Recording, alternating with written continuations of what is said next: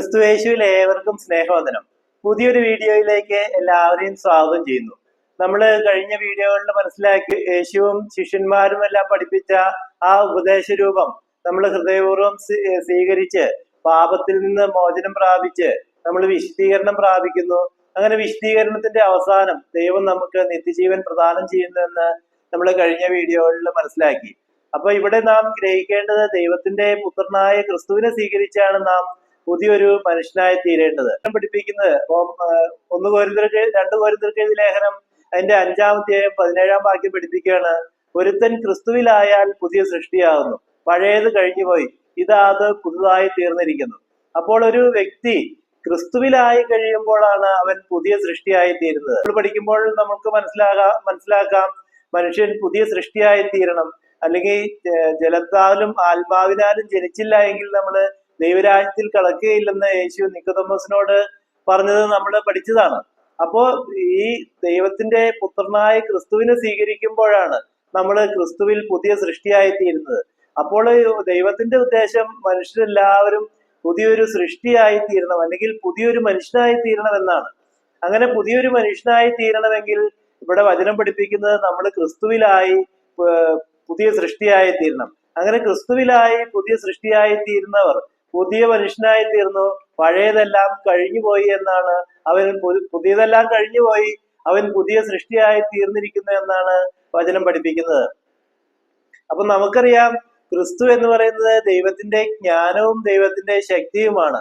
അപ്പൊ നമ്മള് സ്വാഭാവികമായിട്ട് നമ്മളൊന്ന് ചിന്തിച്ചു നോക്കിയേ, നമ്മള് ക്രിസ്തുവിലായി തീരുക അല്ലെങ്കിൽ ക്രിസ്തുവിലാവുക എന്ന് പറഞ്ഞാൽ അതിന്റെ അർത്ഥം എന്താണ്? ക്രിസ്തു എന്ന് പറയുന്നത് ദൈവത്തിന്റെ ജ്ഞാനമാണ്. അപ്പൊ നമ്മൾ ദൈവത്തിന്റെ ജ്ഞാനം സ്വീകരിച്ച് ആ ജ്ഞാനത്തിലായി തീരുക എന്നാണ് ക്രിസ്തുവിലായി തീരുക എന്ന് പറഞ്ഞാൽ അതിന്റെ അർത്ഥം. അപ്പൊ ക്രിസ്തുവിലായി തീരുന്ന ഒരു വ്യക്തിയാണ് പുതിയ സൃഷ്ടിയായി തീരുന്നത്.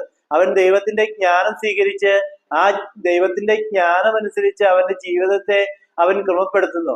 അങ്ങനെ ദൈവത്തിന്റെ ജ്ഞാനം അനുസരിച്ച് ജീവിക്കുമ്പോഴാണ് അവൻ പുതിയ സൃഷ്ടിയായി തീരുന്നത്. നമ്മൾ മനസ്സിലാക്കി ദൈവത്തിന്റെ ജ്ഞാനം സ്വീകരിച്ച് ആ ജ്ഞാനത്തിൽ ഒരു വ്യക്തി തന്റെ ജീവിതത്തെ ക്രമപ്പെടുത്തുമ്പോഴാണ് അവൻ പുതിയ സൃഷ്ടിയായി തീരുന്നത്. ദൈവത്തിന്റെ ജ്ഞാനം എന്ന് പറയുന്നത് ഈ ബൈബിളിൽ എഴുതിയിരിക്കുന്നത് മുഴുവൻ ദൈവത്തിന്റെ ജ്ഞാനമാണ്. ആ ജ്ഞാനം നമ്മൾ സ്വീകരിച്ച് ആ ദൈവജ്ഞാനം നമ്മളോട് എന്ത് സംസാരിക്കുന്നുവോ, അല്ലെങ്കിൽ ദൈവജ്ഞാനം എന്താണ് നമ്മൾ പറയുന്നത്, അതനുസരിച്ച് നമ്മളുടെ ജീവിതത്തെ ക്രമപ്പെടുത്തുമ്പോഴാണ് നമ്മൾ പുതിയ സൃഷ്ടിയായി തീരുന്നത്.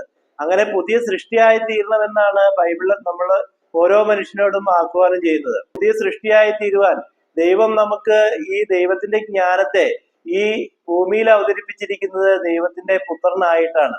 ഇത് ലോകം തിരിച്ചറിയുന്നില്ല എന്നാണ് ഈ ബൈബിൾ പഠിക്കുമ്പോൾ നമുക്ക് മനസ്സിലാക്കാൻ കഴിയുന്നത്. അങ്ങനെ ക്രിസ്തുവിനെ സ്വീകരിച്ച് നാം ഓരോരുത്തരും പുതിയ സൃഷ്ടിയായി തീരേണ്ടതാണ് എന്നാണ് ബൈബിൾ പഠിപ്പിക്കുന്നത്. എന്തുകൊണ്ടാണ് മനുഷ്യന് ഈ ക്രിസ്തുവിനെ സ്വീകരിച്ച് പുതിയ സൃഷ്ടിയായി തീരുവാൻ കഴിയാത്തത്? 1 കൊരിന്ത്യർക്ക് എഴുതിയ ലേഖനം 2-ാം അധ്യായം അതിന്റെ 11-ാം വാക്യം ഇങ്ങനെയാണ് പഠിപ്പിക്കുന്നത്. ആ വചനം ഞാനൊന്ന് വായിക്കാം. മനുഷ്യനുള്ളത് അവനിലെ മനുഷ്യാത്മാവല്ലാതെ മനുഷ്യരിൽ ആർ അറിയും? അവണ്ണം തന്നെ ദൈവത്തിലുള്ളത് ദൈവാത്മാവല്ലാതെ ആരും ഗ്രഹിച്ചിട്ടില്ല. ഇവിടെ വചനം പഠിപ്പിക്കുന്നത് മനുഷ്യനുള്ളതാണ് മനുഷ്യർക്ക് ചെയ്യുവാൻ കഴിയുന്നത്.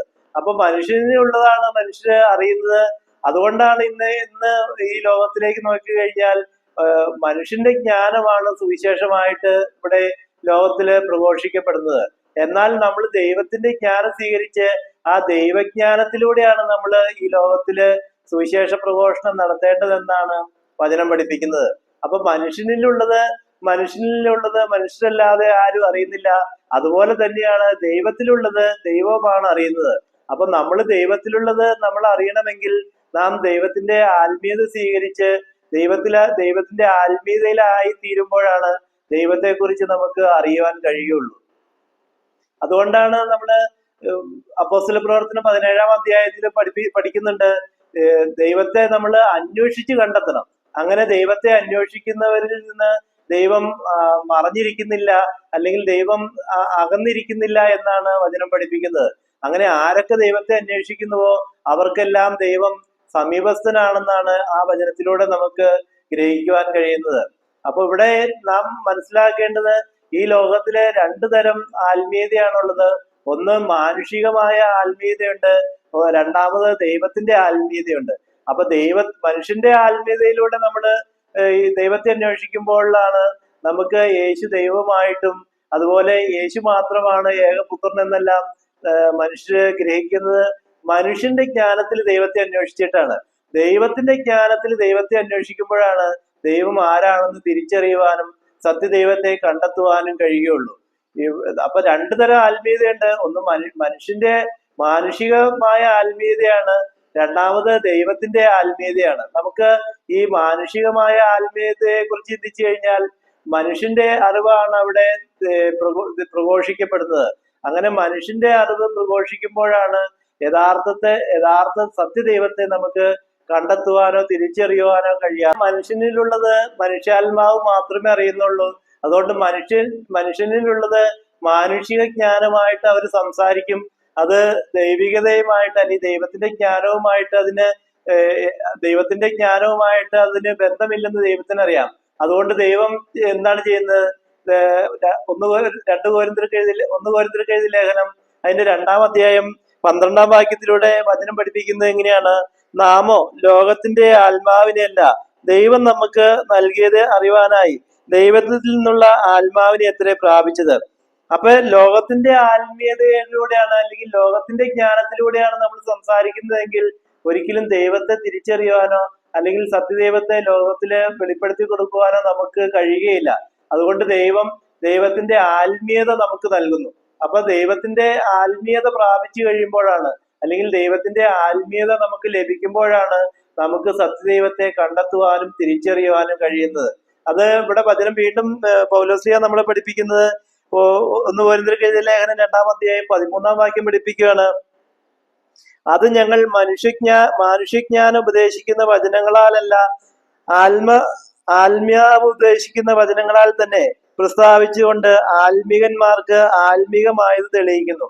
അപ്പൊ ഇവിടെ വചനം പഠിപ്പിക്കുന്നത് ഈ മാനുഷിക ജ്ഞാനത്തിലൂടെ അല്ല നമ്മൾ സുവിശേഷിക്കേണ്ടത്, മറിച്ച് ദൈവത്തിന്റെ ജ്ഞാനം സ്വീകരിച്ച് ദൈവത്തിന്റെ ആത്മീയതയിലൂടെയാണ് ആത്മീയ കാര്യങ്ങൾ തെളിയിക്കേണ്ടത് അല്ലെങ്കിൽ ലോകത്തിന് വെളിപ്പെടുത്തി കൊടുക്കേണ്ടത് എന്നാണ് ഈ വചനത്തിലൂടെ പൗലോസ്ലീഹ നമ്മളെ പഠിപ്പിക്കുന്നത്. അങ്ങനെ മാനുഷികജ്ഞാനത്തിലൂടെയല്ല, ദൈവാത്മാവിലൂടെ ദൈവത്തിന്റെ ആത്മീയത ലഭിച്ച് ആ ആത്മീയതയിലൂടെയാണ് നമ്മൾ ദൈവത്തെ പ്രഘോഷിക്കേണ്ടത് അല്ലെങ്കിൽ ദൈവത്തെ ഈ ലോകത്തിന് വെളിപ്പെടുത്തി കൊടുക്കേണ്ടത്.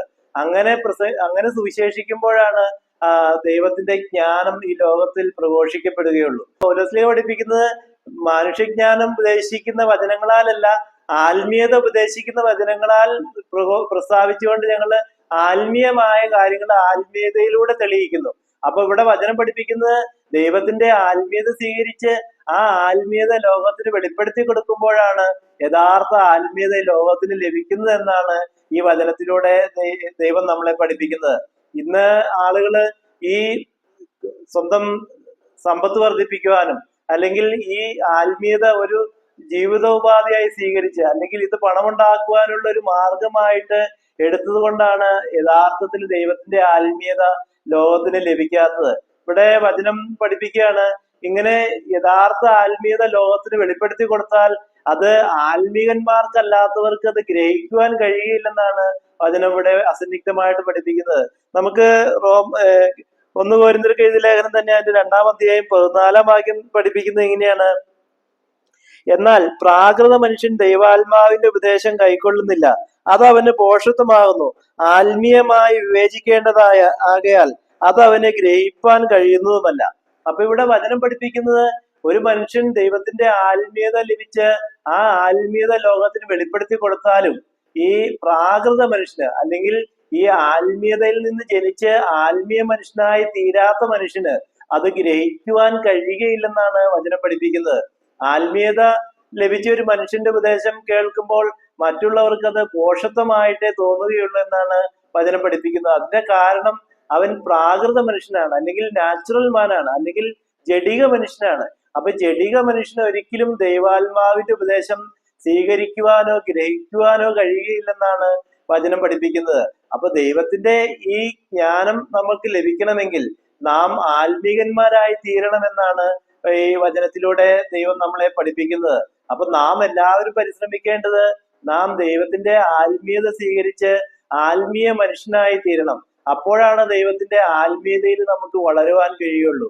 ഈ ആത്മീയതയുടെ പൂർണ്ണതയിലേക്ക് നമ്മൾ എത്തണമെങ്കിൽ നാം ക്രിസ്തുവിനെ ഹൃദയത്തിൽ സ്വീകരിച്ചാൽ മാത്രമേ നമുക്ക് ആത്മീകന്മാരായി തീരുവാൻ കഴിയുകയുള്ളൂ എന്നാണ് വചനം പഠിപ്പിക്കുന്നത്. അപ്പൊ ദൈവത്തിന്റെ വചനം ഹൃദയത്തിൽ സ്വീകരിച്ച് ആ വചനം അനുസരിച്ച് ജീവിക്കുമ്പോൾ നാം ദൈവത്തിൽ നിന്ന് ജനിച്ചവരായി തീരുന്നു. അങ്ങനെ ദൈവത്തിൽ നിന്ന് ജനിച്ചവർക്കാണ് ദൈവം തന്റെ ആത്മീയത കൊടുക്കുന്നത് എന്നാണ് വചനം പഠിപ്പിക്കുന്നത്. അപ്പോൾ ഒരു വ്യക്തി ഇവിടെ ചെയ്യേണ്ടത്, അല്ലെങ്കിൽ നാം ഓരോരുത്തരും ചെയ്യേണ്ടത്, നാം സത്യദൈവത്തെ അന്വേഷിച്ച് കണ്ടെത്തി ആ ദൈവത്തിന്റെ ആത്മീയത ഹൃദയത്തിൽ സ്വീകരിക്കുമ്പോൾ നാം ദൈവത്തിൽ നിന്ന് ജനിക്കുന്നു.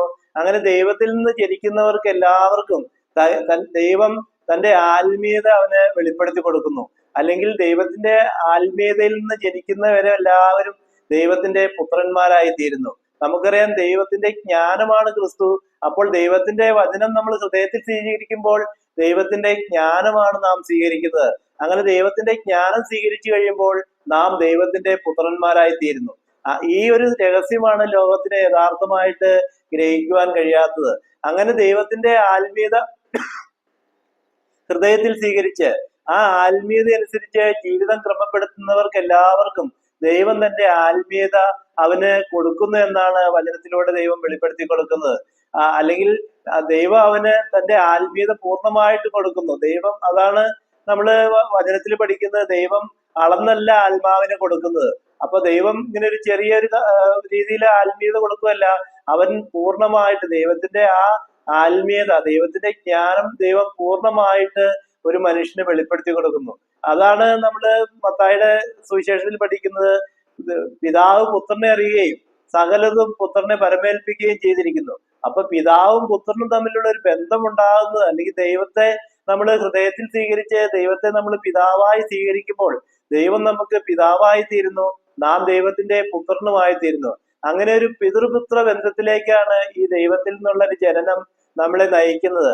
അങ്ങനെ ഈ പിതൃപുത്ര ബന്ധം ഒരു വ്യക്തിയിൽ ആയിത്തീരുന്നതാണ് ഒരു വ്യക്തി പുതിയ സൃഷ്ടിയായി തീരുക എന്ന് പറയുന്നത്. അപ്പൊ ഇന്ന് ലോകത്തില് പുതിയ സൃഷ്ടിയായി തീരുക അല്ലെങ്കിൽ വീണ്ടും ജനിക്കുക എന്നൊക്കെ പറഞ്ഞാൽ അത് ആളുകൾ പല രീതിയിലാണ് അതിനെ വ്യാഖ്യാനിക്കുന്നത്. എന്നാൽ വീണ്ടും ജനിക്കുക അല്ലെങ്കിൽ പുതിയ സൃഷ്ടിയായി തീരുക എന്ന് പറഞ്ഞാൽ നാം ദൈവത്തിന്റെ ജ്ഞാനം ഹൃദയത്തിൽ സ്വീകരിച്ച് ആ ദൈവജ്ഞാനത്തിൽ വളരുന്നതിനെയാണ്. അങ്ങനെ ദൈവജ്ഞാനം ഹൃദയത്തിൽ സ്വീകരിച്ച് ദൈവജ്ഞാനത്തിൽ വളരുന്നവരെല്ലാവരും ദൈവത്തിന്റെ പുത്രന്മാരാണ്. അവർക്ക് ദൈവം തന്റെ ആത്മീയത പൂർണ്ണമായും വെളിപ്പെടുത്തി കൊടുക്കുന്നു. അപരിന്തരഗതി ലേഖനം 1-ാം അധ്യായം 21-ാം വാക്യത്തിലൂടെ ദൈവം നമ്മളെ പഠിപ്പിക്കുന്നത്, ദൈവത്തിന്റെ ജ്ഞാനത്തിൽ ലോകം ജ്ഞാനത്താൽ ദൈവത്തെ അറിയായകൊണ്ട് വിശ്വസിക്കുന്നവരെ പ്രസംഗത്തിന്റെ പോഷത്വത്താൽ രക്ഷിപ്പാൻ ദൈവത്തിന് പ്രസാദം തോന്നി. അപ്പൊ ഇവിടെ വചനം പഠിപ്പിക്കുന്നത് ദൈവത്തിന്റെ ജ്ഞാനം സ്വീകരിച്ച് ആ ദൈവജ്ഞാനത്തിൽ ദൈവത്തെ അന്വേഷിക്കുമ്പോഴാണ് നമുക്ക് ദൈവത്തെ കണ്ടെത്തുവാനും സത്യദൈവത്തെ തിരിച്ചറിയാനും കഴിയുന്നത്. നാം ലോകത്തിന്റെ ജ്ഞാനത്തിൽ ദൈവത്തെ അന്വേഷിച്ചാൽ ദൈവത്തെ കണ്ടെത്താൻ കഴിയില്ലെന്നാണ് വചനം അസന്നിഗ്ധമായിട്ട് പഠിപ്പിക്കുന്നത്. ഈ ലോകത്തിന്റെ ജ്ഞാനത്തിൽ ദൈവത്തെ അന്വേഷിക്കുമ്പോഴാണ് യേശു ദൈവമാണെന്നും അല്ലെങ്കിൽ ദൈവത്തിന്റെ ഏകപുത്രൻ യേശു മാത്രമാണെന്നും മനുഷ്യർ മനസ്സിലാക്കുന്നത്. എന്നാൽ ദൈവജ്ഞാനം സ്വീകരിച്ച് ദൈവജ്ഞാനത്തിലൂടെ ദൈവത്തെ അന്വേഷിക്കുമ്പോൾ നമുക്ക് സത്യദൈവത്തെ കണ്ടെത്തുവാനും സത്യദൈവത്തെ തിരിച്ചറിയുവാനും കഴിയും എന്നാണ് വചനം പഠിപ്പിക്കുന്നത്. മനസ്സിലാക്കേണ്ടതും നാം ചെയ്യേണ്ടതും ദൈവത്തിന്റെ ആത്മീയത ഹൃദയത്തിൽ സ്വീകരിച്ച് ആ ആത്മീയതയിലൂടെ ദൈവത്തെ അന്വേഷിക്കുമ്പോഴാണ് നമുക്ക് ദൈവത്തെ കണ്ടെത്തുവാൻ കഴിയുകയുള്ളൂ.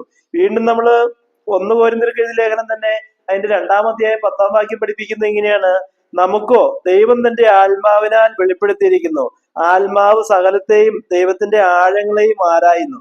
അപ്പൊ ഇവിടെ വചനം പഠിപ്പിക്കുന്നത് ദൈവത്തിന്റെ ആത്മീയതയിലൂടെ ദൈവം സകലതും ഈ ആത്മീയത സ്വീകരിച്ച വ്യക്തിക്ക് ദൈവം വെളിപ്പെടുത്തി കൊടുക്കുന്നു. ദൈവത്തിന്റെ ആഴങ്ങളെയും അല്ലെങ്കിൽ ദൈവത്തിൽ മറിഞ്ഞു കിടക്കുന്ന നിഗൂഢ കാര്യങ്ങളും ദൈവം അവന് വെളിപ്പെടുത്തി കൊടുക്കുന്നു എന്നാണ് ഈ വചനത്തിലൂടെ പൗലോസ്ലീഹ നമ്മളെ പഠിപ്പിക്കുന്നത്. അങ്ങനെ ഈ ദൈവജ്ഞാനം സ്വീകരിച്ച പൗലോസ്ലീഹയാണ് യഥാർത്ഥത്തിൽ ദൈവത്തെ ഈ പൂർണ്ണമായിട്ട് ലോകത്തിന് വെളിപ്പെടുത്തി കൊടുത്തത്. എന്നാൽ ഈ പൗലോസ്ലീഹ പഠിപ്പിക്കുന്ന ഈ ലേഖന ഭാഗങ്ങളെല്ലാം നമുക്ക് ഗ്രഹിക്കുവാൻ അല്പം ബുദ്ധിമുട്ടാണ്. എന്നാൽ ദൈവത്തിന്റെ പുത്രനായ ക്രിസ്തു നമ്മുടെ ഹൃദയത്തിൽ വന്നു കഴിഞ്ഞാൽ ഈ വചനങ്ങളെല്ലാം വളരെ വ്യക്തമായിട്ട് നമുക്ക് മനസ്സിലാക്കുവാനും പഠിക്കുവാനും ദൈവം നമ്മുടെ ആന്തരിക നേത്രങ്ങൾ തുറക്കുകയും നമ്മുടെ ബുദ്ധിയിലും അല്ലെങ്കിൽ നമ്മുടെ ഹൃദയത്തിൽ ആ ദൈവത്തിന്റെ ജ്ഞാനം വെളിപ്പെടുത്തി തരികയും ചെയ്യും. അപ്പോഴാണ് നമുക്ക് ദൈവത്തിന്റെ ഈ ജ്ഞാനം ലഭിക്കുമ്പോഴാണ് നമുക്ക് ഈ വചനങ്ങളെല്ലാം തിരിച്ചറിയുവാനും അതിന്റെ ആത്മീയ അർത്ഥങ്ങൾ ഗ്രഹിക്കുവാനും കഴിയുകയുള്ളൂ. ഇങ്ങനെ ദൈവത്തിന്റെ ആത്മീയത ഹൃദയത്തിൽ സ്വീകരിച്ച് ആ ആത്മീയത അനുസരിച്ച് ജീവിക്കുന്നവരാണ് ആത്മീയതയിൽ നിന്ന്, ആത്മാവിൽ നിന്ന് ജനിച്ചവർ എന്നാണ് വചനം പഠിപ്പിക്കുന്നത്. ഇതാണ് യേശു നമ്മളെ ഓരോരുത്തരെയും പഠിപ്പിച്ചത്. അല്ലെങ്കിൽ നാം നമ്മുടെ മാതാപിതാക്കളിൽ നിന്ന് ജനിച്ചപ്പോൾ നമ്മൾ ജഡിക മനുഷ്യരാണ്. അതാണ് പ്രാകൃത മനുഷ്യൻ അല്ലെങ്കിൽ ജഡിക മനുഷ്യൻ. അങ്ങനെ പ്രാകൃത മനുഷ്യനായിരിക്കുന്ന കാലഘട്ടങ്ങളിൽ ഒരിക്കലും നമുക്ക് ഈ ദൈവാത്മാവിന്റെ അല്ലെങ്കിൽ ദൈവത്തിന്റെ ആത്മീയത സ്വീകരിച്ച് ആ ആത്മീയത ഉപദേശിക്കുന്നവരുടെ ഉപദേശം നമുക്ക് ഭോഷത്വമായിട്ട് തോന്നുകയുള്ളൂ. എന്നാൽ ഇവിടെ വചനം പഠിപ്പിക്കുന്നത് അങ്ങനെ ആ ഭോഷന്മാരുടെ ഉപദേശം സ്വീകരിച്ച് അവരെ രക്ഷിക്കുവാൻ ദൈവത്തിന് പ്രസാദം തോന്നിയെന്നാണ്. അപ്പൊ ദൈവത്തിന്റെ ആത്മീയത സ്വീകരിച്ച് ആ ആത്മീയത ഈ ലോകത്തിന് വെളിപ്പെടുത്തി കൊടുക്കുന്നവർ ഒരു ആണെന്നാണ് ലോകം മനസ്സിലാക്കുന്നത്. എന്നാൽ ആ ഭോഷന്റെ പ്രസംഗം കേട്ട് അതിലൂടെ മറ്റുള്ളവരെ രക്ഷിക്കുവാൻ ദൈവത്തിന് പ്രസാദം തോന്നി എന്നാണ് വചനം പഠിപ്പിക്കുന്നത്. അപ്പൊ ദൈവത്തിന്റെ ആത്മീയത സ്വീകരിച്ച് ആ ആത്മീയത അനുസരിച്ച് ജീവിക്കുന്നവനാണ് ദൈവത്തിന്റെ ജ്ഞാനം സ്വീകരിച്ച് ആ ജ്ഞാനത്തിൽ വളരുന്നവൻ. അങ്ങനെ ദൈവത്തിന്റെ ജ്ഞാനം സ്വീകരിച്ച് ആ ജ്ഞാനത്തിൽ വളരുന്നവനെ യേശു വിളിച്ചിരിക്കുന്നത് നമുക്കറിയാം. യോഹന്നാന്റെ സുവിശേഷം 3-ാം അധ്യായം 6-ാം വാക്യത്തിലൂടെ വചനം എങ്ങനെയാണ് പഠിപ്പിക്കുന്നത്? ജഡത്താൽ ജനിച്ചത് ജഡമാവുന്നു, ആത്മാവിനാൽ ജനിച്ചത് ആത്മാവാകുന്നു. ആ വചനം പഠിപ്പിക്കുന്നത് എങ്ങനെയാണ്? നമ്മുടെ മാതാപിതാക്കളിൽ നിന്ന് നമ്മൾ ജനിച്ചു കഴിഞ്ഞപ്പോൾ അത് ജഡത്തിൽ നിന്നുള്ള ജനനമാണ്. അപ്പോൾ ജഡത്തിൽ നിന്ന് ജനിച്ചവരെല്ലാവരും ജഡിക മനുഷ്യരാണ്. ഈ ജഡിക മനുഷ്യൻ ദൈവത്തിന്റെ ആത്മീയത സ്വീകരിച്ച് ആത്മീയതയിൽ നിന്ന് ജനിക്കുമ്പോഴാണ് അവൻ ആത്മാവായി തീരുന്നത് അല്ലെങ്കിൽ ആത്മീയനായി തീരുന്നത്. അങ്ങനെ ആത്മീയനായി തീരുമ്പോഴാണ് ദൈവത്തിന്റെ ആത്മീയത അവനെ വെളിപ്പെടുത്തി കൊടുക്കുന്നത്. ഇങ്ങനെ ദൈവത്തിന്റെ ആത്മീയത സ്വീകരിക്കുമ്പോഴാണ് സത്യദൈവത്തെ നമുക്ക് തിരിച്ചറിയുവാനും ആ സത്യദൈവത്തിന്റെ ദൈവത്തിന്റെ പുത്രന്മാരായി നമുക്ക് ഈ ഭൂമിയിൽ ജീവിക്കുവാനും കഴിയുകയുള്ളൂ. നമുക്ക് ബാക്കിയുള്ള കാര്യങ്ങൾ അടുത്ത വീഡിയോയിൽ ചിന്തിക്കാം.